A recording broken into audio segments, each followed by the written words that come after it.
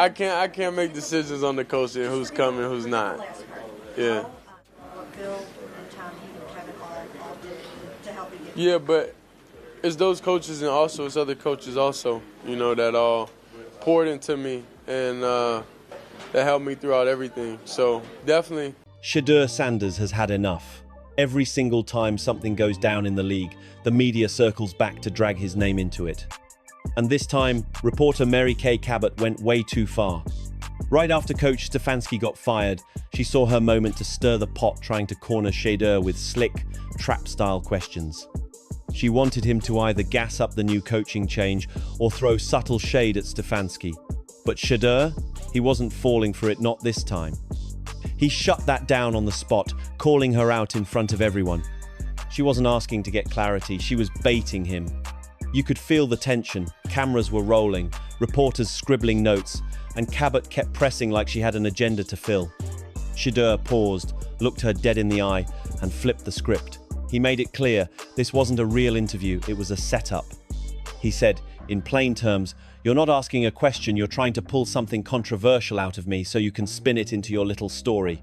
Boom! The entire room froze. That was a power move. That kind of composure doesn't come easy. It takes guts to call out the media circus when it's unfolding right in front of you. Shedeur's been through enough. He's learned to spot the trap before it's even set. He wasn't about to give her another headline to twist or another quote to take out of context. He's seen how the game works, and this time he decided to play it smarter and louder. And let's be real, Mary Kay Cabot has had it out for him since day one. Every week, she's ready with a new angle, a fresh dig, some little twist to make him look bad. But when Shedeur started shining on that field, when he was dominating every week, she had nothing real to attack. His game was too clean. His work ethic? Untouchable. His leadership? The whole team backed him up every step of the way. So what did she do? She waited in the shadows. She watched for any slip-up, any tiny rumor, any moment of weakness she could spin. That's not journalism, that's obsession. But this time, she pushed the wrong one. Shedeur Sanders isn't playing nice with people who twist stories for clicks anymore. He's standing tall. And the whole league saw it. The second Stefanski got fired, Mary Kay Cabot pounced like she'd been waiting for this moment. She came at Shedeur with those sneaky, manipulative questions, trying to gaslight him into saying something she could twist. In a little bit of a different category as the fourth team quarterback, and maybe not necessarily someone that they are trying to get ready as fast as possible to start on opening day. Not saying that he can't, because maybe she wanted him to bash Stefanski so she could call him disrespectful. Maybe she hoped he'd praise the new setup so she could claim he was throwing his old coach under the bus. Either way, she was fishing for drama, and Shedeur knew it.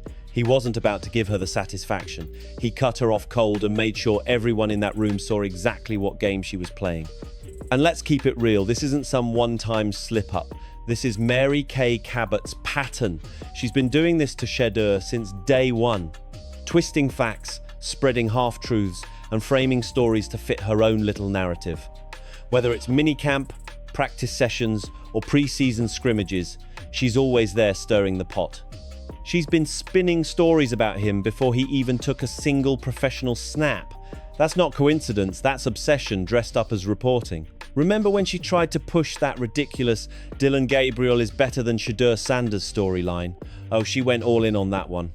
She was hyping Dillon like he was the second coming, while constantly finding ways to chip away at Shedeur's reputation. Every article, every quote, same pattern. Is Shedeur really the right choice? Did the Browns make a mistake? Should Dillon be getting more chances? It was a full-on campaign to spark a fake quarterback controversy that didn't even exist. She wanted chaos, headlines, clicks, anything that could make Shedeur look questionable in the eyes of fans and the front office. But here's where it gets wild when Dillon couldn't back up the hype and completely fell flat. Mary Kay flipped faster than a light switch. Suddenly, she's writing about how incredible Shedeur is. Elite arm talent, natural leader, future star. She acted like she'd been riding with him all along, like she hadn't spent weeks tearing him down. That's not integrity, that's pure opportunism. And the crazy part? She expected people not to notice. Like fans can't remember what she wrote last month. Shedeur's been dealing with this from the start, people trying to rewrite history when it suits their narrative. But this time, he didn't just take it quietly, he exposed it, right there in front of everyone. That's what made this moment so powerful. It wasn't just about one interview. It was about finally standing up to years of agenda-driven reporting. That's not journalism, that's ego on display. Mary Kay Cabot doesn't want to report the story, she wants to be the story. The second she smells drama, she jumps right in, twisting things until they fit the controversy she's craving. It's like she's got a playbook. Step 1, find a small issue. Step 2, blow it out of proportion. Step 3, drag Shedeur Sanders into it for clicks. And if his reputation gets hit in the process, she doesn't care. It's all about attention, all about stirring the pot and keeping her name in the headlines. And you want proof? Let's talk about that so-called speeding ticket scandal. Yeah, that. The moment Shedeur got that ticket, Cabot pounced on it like it was breaking national news. She acted like he'd done something unforgivable, trying to paint him as irresponsible and unfit to represent the Browns. Over a traffic ticket. Not a suspension, not an arrest, just a speeding ticket. She ran with that story like it was the downfall of a franchise, and that tells you everything you need to know about her motives. Think about how wild that is. Professional athletes are human, they're not robots. They make small mistakes just like everybody else. People get traffic tickets every single day. But the way Mary Kay wrote about it, you'd think Shedeur had committed some major crime. She tried to turn an everyday slippeau, P, into a full-blown character trial. She questioned his maturity, his discipline, even his right to wear that uniform. All that noise over a ticket that barely makes the local blotter. She wasn't reporting, she was performing, acting like some moral judge pretending to raise concerns while really just pushing her same old anti-Shedeur agenda. She wrote with this fake seriousness, using heavy words and dramatic phrasing to make something small sound scandalous. She made it seem like his entire professionalism was up for debate because of one traffic stop. And the reason she did it? Because she couldn't criticize his game. His play was too sharp, too consistent, too clean. She couldn't find a flaw on the field, so she went digging off it. That's what happens when the truth doesn't fit the story someone wants to sell. They start manufacturing one. Mary Kay didn't uncover anything, she created it. All for clicks, all for attention, all at Shedeur's expense. Back then, Shedeur took the high road like a true pro. He didn't clap back, didn't tweet, didn't even give her the satisfaction of a quote. He stayed locked in, focused on his game, focused on winning, and proving his worth on the field. That's what made him different. He had every reason to fire off, but instead, he let his play speak louder than any headline ever could. That was maturity beyond his years, showing discipline when most players would have lost their cool. But now he's done staying quiet, the silence is over. He's had enough of the manipulation, the hit pieces, and the fake reporting meant to make him look like the bad guy. Shedeur finally drew the line and said, "No more. There's a point where staying silent doesn't look strong anymore. It looks like you're letting people rewrite your story." And Shedeur wasn't about to let that happen.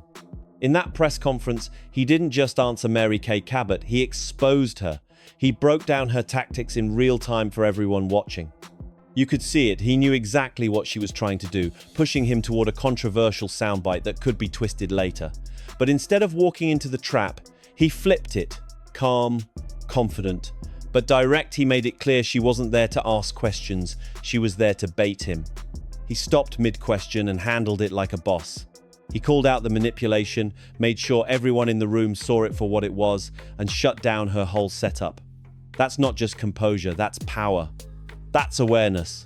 Shedeur didn't just defend himself, he turned the spotlight on her methods. He showed everyone exactly how some media figures twist words for clicks, and he refused to let it slide this time. That's growth. That's a man who's been through the fire and came out sharper. Shedeur Sanders has seen this game from all angles, the praise, the hate, the backhanded compliments, and the trap questions. But this time, he played chess while others played checkers. He's not the naive rookie anymore, he's the one setting the tone, calling out the double standards, and showing everyone what it looks like to stand up when enough is enough. Shedeur Sanders didn't just sit back, this time he flipped the script C.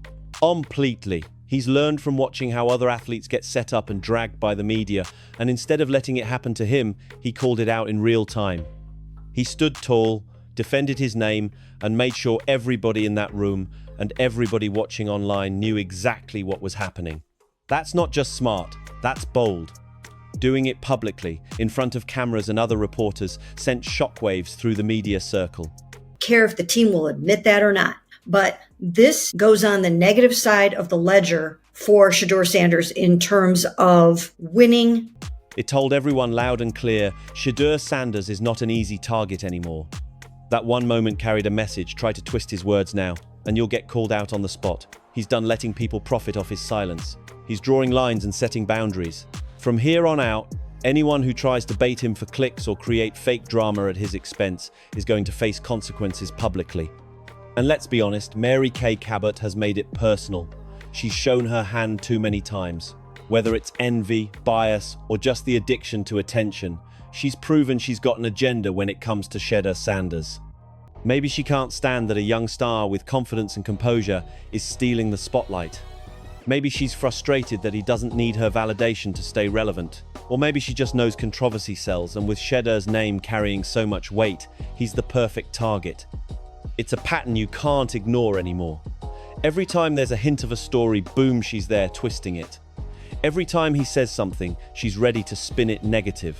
One or two times, you could call it coincidence, maybe even tough journalism. But when it keeps happening over and over and over again, come on, that's not just doing her job. That's a strategy. She's made him her go-to headline, and the consistency of it exposes her intent. And here's the wild part, this latest setup wasn't even about Shedeur. Stefanski getting fired had nothing to do with him personally. It was an organization-level decision about the team's direction, wins, losses, future plans, leadership vision, all of it. Shedeur was just out there doing his job, showing up, practicing, leading, and staying locked in. But the second Cabot saw that coaching change. She thought, how can I use this to make Shedeur say something controversial? Like clockwork. That tells you everything about where her head's at. It's not about accuracy, it's about angles. She saw an unrelated event and thought of how to drag his name into it. That's not fair coverage, that's manipulation. And the beauty of it all? This time, Shedeur didn't let her play it out. He stopped it, exposed it, and made sure everyone saw the truth behind those headlines. He just sent a message the whole media world heard, loud and clear. He's not your storyline anymore. And now, the balance has shifted. Shedeur Sanders isn't just defending himself anymore, he's setting the tone for how the media treats him moving forward. The way he handled that moment didn't just protect his own reputation, it exposed a bigger issue: how agenda-driven reporting can shape public opinion long before the facts ever come out. And make no mistake, everyone watching that press conference saw it too. They saw how composed, sharp, and fearless Shedeur was when he flipped that narrative right in front of the cameras. That's what real leadership looks like. What happened that day wasn't just a clapback, it was a turning point. Because now, any reporter thinking about playing those same games is going to think twice. They know he's not going to let anyone corner him into drama. He's not going to let his words be twisted or used against him. He's too aware, too experienced, and too grounded to fall for the same tricks twice. He's showing the next generation of players that standing your ground doesn't mean losing control, it means demanding respect. And for Mary Kay Cabot, that moment might have been the end of the old game. She's been running the same formula for years: poke, provoke, publish. But when the person you're targeting finally calls you out and the entire internet sees it unfold live, that changes everything. Fans aren't blind anymore, they've started noticing her bias, her tone, her patterns. People are now calling out the double standards themselves, and it's making her tactics harder to hide. The truth is, Shedeur doesn't need the media to validate him anymore, the field does that for him. Week after week, his performance speaks louder than any headline could. His teammates back him up, his coaches respect him, and the fans? They've seen the growth firsthand. That's what makes him dangerous to biased journalists. He doesn't need their platform, and that scares them. When you can't control the narrative, you try to distort it, and that's exactly what Cabot's been doing. But those days are done. Shedeur just flipped the power dynamic on live television. The message was clear: he's not playing defense off the field anymore, he's taking charge. Every player, every fan, every reporter in that room felt it. The look on her face said it all. She wasn't expecting him to handle it like that. But Shedeur stayed calm, stayed confident, and turned her tea rap into a statement moment that the league won't forget anytime soon. This wasn't about drama, it was about principle. About a young athlete standing up and saying, enough is enough. From now on, anyone trying to twist his name for clicks better be ready to get called out. Because Shedeur Sanders isn't just playing quarterback anymore, he's controlling the whole narrative. And that's a game he's already winning. How can I turn this into a story about him?